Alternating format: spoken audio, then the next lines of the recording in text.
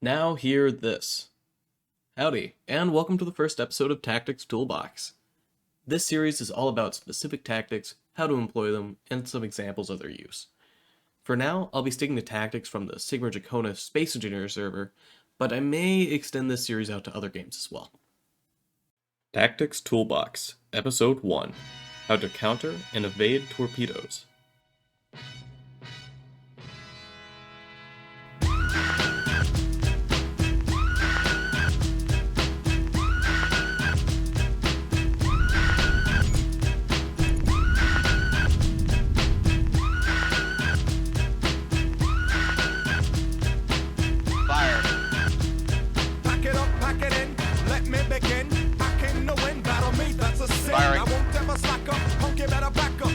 Oh, I split him in half!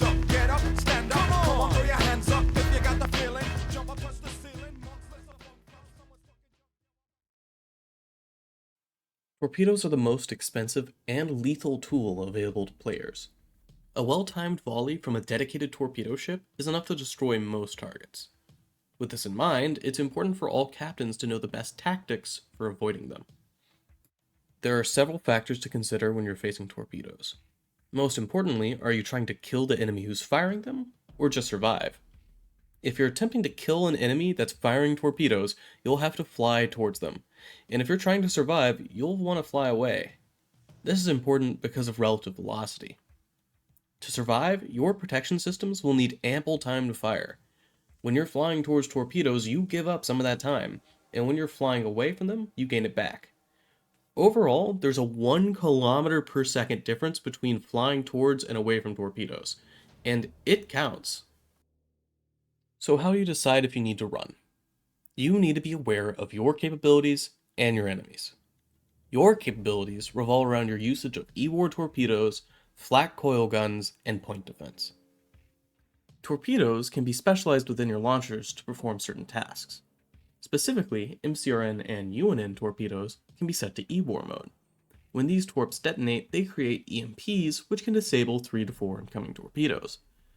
The Martian variant is a little bit faster, and the UN variant has a somewhat larger explosion, but in the end, the difference isn't too great.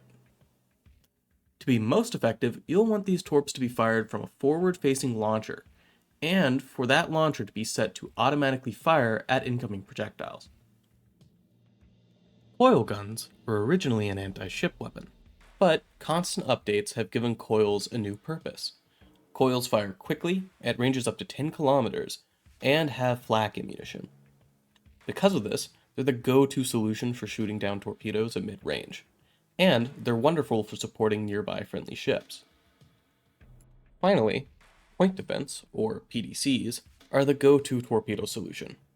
No matter what countermeasures you use, torpedoes will slip through. No ship survives without a good PDC screen. However, there's more to it than having a lot of PDCs. Do your PDCs maximize firepower towards the back or front of the ship? If you have a lot of rear-facing PDCs that can't see past the front of the ship, you might not be suited to chasing an enemy that's firing torpedoes.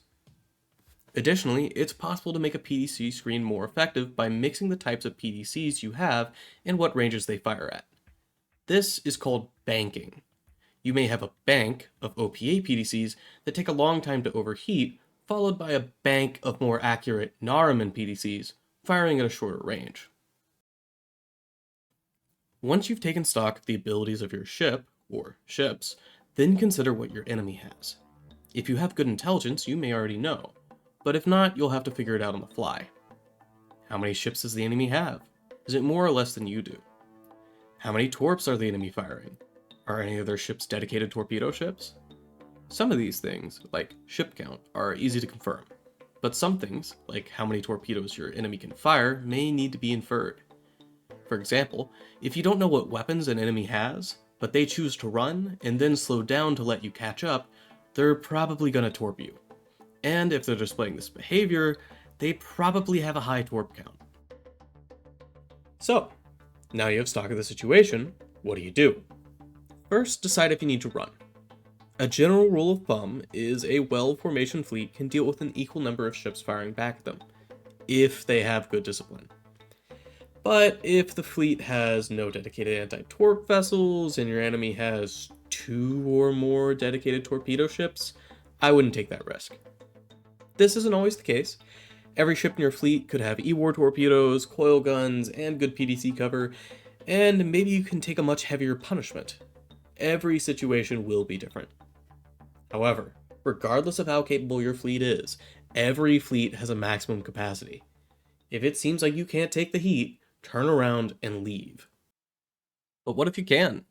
Can you attack freely? No. It is still important to manage your ships efficiently.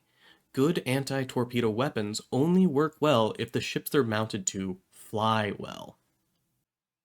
If you choose to fly through incoming torpedoes, here are some rules to remember. 1. The ship being targeted must cut thrust.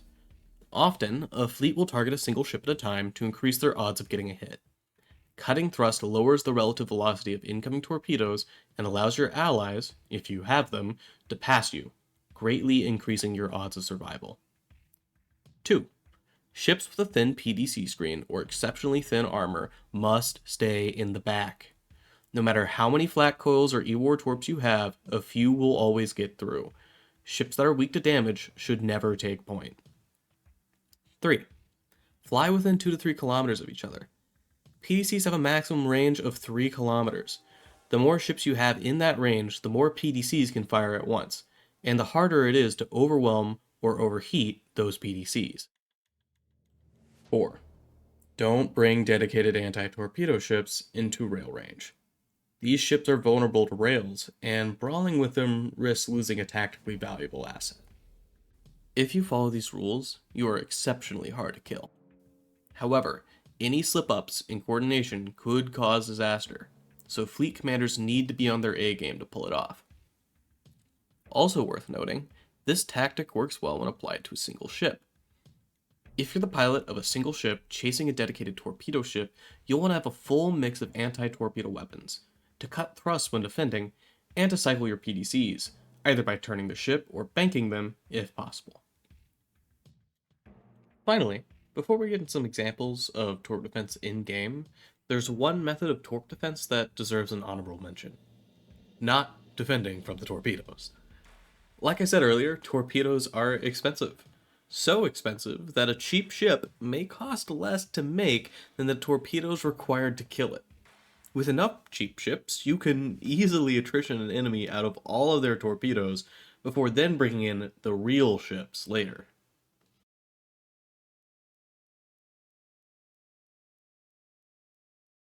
During this encounter, 2 relatively similar fleets, one Belter and one Martian, were attempting to seize Ariel from the UN. The Belters attempted to set an ambush for the Martians, but never came close enough for their ships to enter firing range. When the ambush was launched, the Martian fleet reacted quickly enough to stay out of firing range, and as such, the chase was on.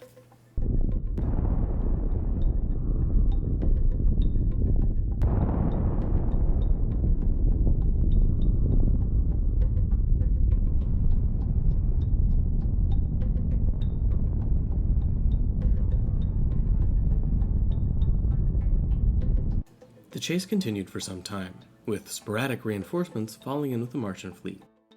After a full 30 minutes, they decelerated to firing range and began bombarding the OBA ships.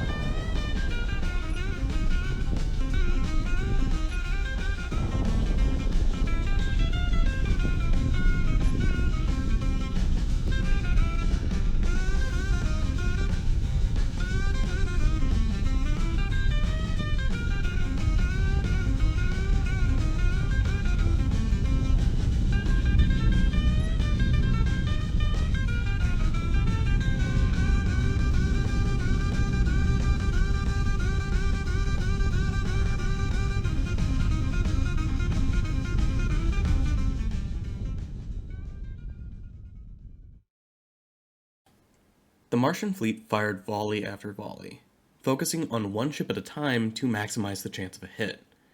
Initially, the OPA fleet was unprepared, and the first volley scored some hits on the lead ship, the ship I was personally flying. But soon after, the OPA fleet responded properly. The targeted ship always cut thrust while under fire. All ships in the fleet set coil guns to flak and forward-facing launchers to anti-torpedo, and a close formation was held to overlap PDC fire.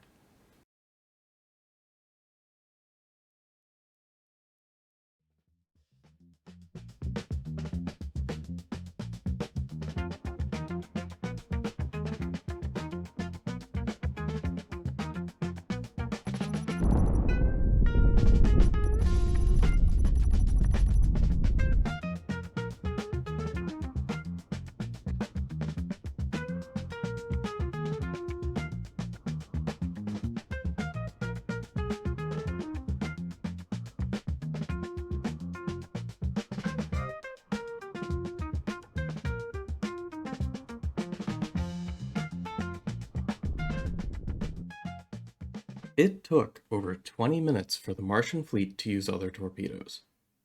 During the chase, an OPA torpedo ship had fired a few volleys and hit the drives of two Martian ships, reducing their speed. Now the Martians didn't have a volley to hold the OPA back. The OPA ran down the injured ships and destroyed them. In this next encounter, the roles are reversed. Mars was taking control of Ariel, and a smaller OPA fleet was dispatched to try and dislodge them. During the battle, several ships attempted to make solo runs on the Martian fleet, but the Martians were well coordinated and the OPA ships were destroyed. Eventually the battle drew out into a stern chase with the remaining OPA ships, and then the Martian fleet began to send torpedo volleys. We get to a certain range and we're going to need to burn outwards. There's just nothing we can do if, enough of them get in range, especially because with the smaller force, if we have our drives presented, it's just going to be hellish. We're going to start slowing down in a second here to let the lead element catch up. We're about to get the mother of all top volleys coming behind us. Yeah, I feel like I got 30 inbound, picking it up to max. Throw it up to 500 folks. Yep, full bound, copy. Yeah, if you got coils, set them to flak, and here we go. Yep, coil rotating.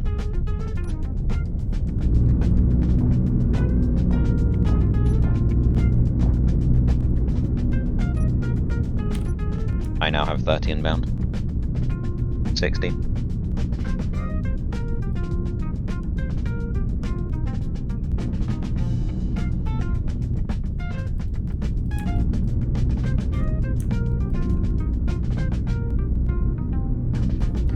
Holy moly.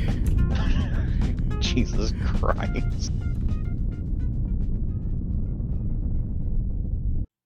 For some time, the OPA fleet shot down volley after volley of incoming torpedoes. All Belter ships were cruisers and therefore featured minimal coil flak and only front-facing E-war launchers. Despite this, and being outnumbered, burning away from incoming torpedoes and keeping in close formation were enough for our PDCs to defend us. After the Martian fleet stopped firing, the OPA fleet doubled back and attempted to kill some of the more isolated Martian ships. This didn't turn out well.